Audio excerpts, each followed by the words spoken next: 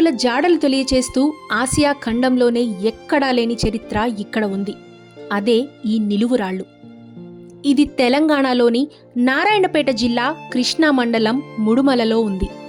దాదాపు 80 ఎకరాల విస్తీర్ణంలో ఈ ప్రాంతం విస్తరించి ఉన్నా ఎలాంటి ఆదరణను నోచుకోక నిర్జీవంగా దర్శనమిస్తోంది. దీనికి కారణం ఈ ప్రాంత విశిష్టత ఎవరికీ తెలియకపోవడమే. అది తెలిసేలా ప్రభుత్వం బాధ్యత తీసుకోకపోవడమే. అంత గొప్పతనం ఈ రాళ్ళు రప్పల్లో ఏముంది అనుకుంటే పొరపాటే. మన దేశ ఘనతను చాటి చెప్పే విషయాల్లో స్థానం కల్పించాల్సిన చారిత్రాత్మక ప్రదేశం ఇది అనడంలో ఎలాంటి సందేహం లేదు.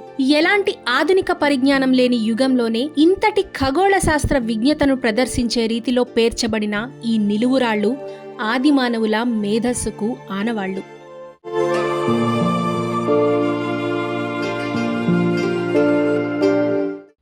ఒకటి రెండు కాదు, 80కి పైగా ఒక నిర్దిష్టమైన విధానంలో అమర్చబడిన ఈ నిలువురాళ్లు ఒక్కొక్కటి 12 నుంచి 14 అడుగుల ఎత్తులో ఉన్నాయి. వీటితో పాటు వివిధ ఆకారాల్లో వేల సంఖ్యలో ఉన్న ఈ చిన్న చిన్న రాళ్లు కూడా ఒక క్రమ పద్ధతిలో పేర్చి ఉండడం చూస్తే వీటి ద్వారా ఆదిమానవులు ఖగోళ పరిశోధనలు జరిపారని భావిస్తున్నారు. అది బృహత్శిలా యుగంగా భావిస్తున్న పరిశోధకులు దాదాపు 5000 సంవత్సరాల క్రితమే వీటి నీడ ద్వారా సమయాన్ని లెక్కించటం, ఋతువులు, వాటిలోని మార్పులు, దిక్కులు వంటి విషయాలను ఆదిమానవులు అంచనా వేసేవారని అంటున్నారు. సౌర కుటుంబం, నక్షత్ర మండలాల ఉనికిని కూడా వీరు క్రమ పద్ధతిలో అధ్యయనం చేశారన్న విషయం ఇక్కడ రాతిపై చెక్కబడిన సప్తర్షి నక్షత్ర మండల నమూనా ద్వారా అర్థం చేసుకోవచ్చు. దీన్ని బట్టే వీరెంతటి తెలివితేటలు కలిగి ఉన్నవారో తెలుస్తుంది.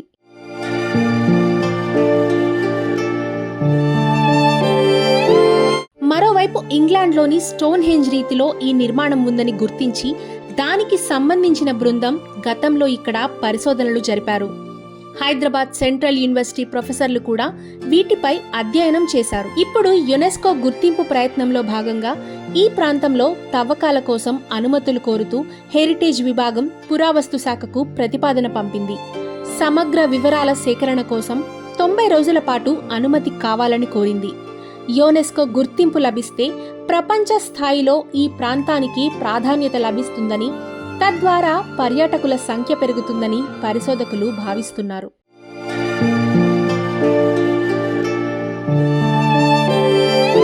పట్టాభూముల్లో ఉన్న ఈ నిలువురాళ్ల పరిరక్షణకు దాదాపు 30 లక్షలు వెచ్చించారు.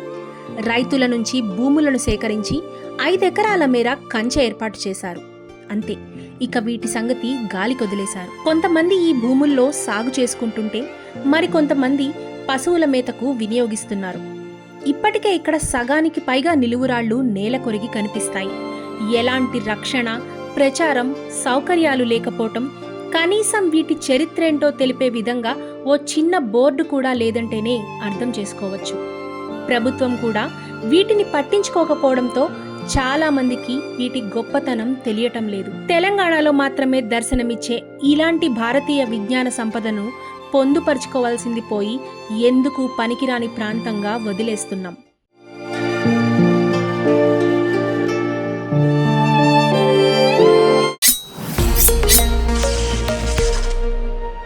మీకోసం మీ వెంటే ప్రశ్నించే గొంతుక ఎక్స్ న్యూస్.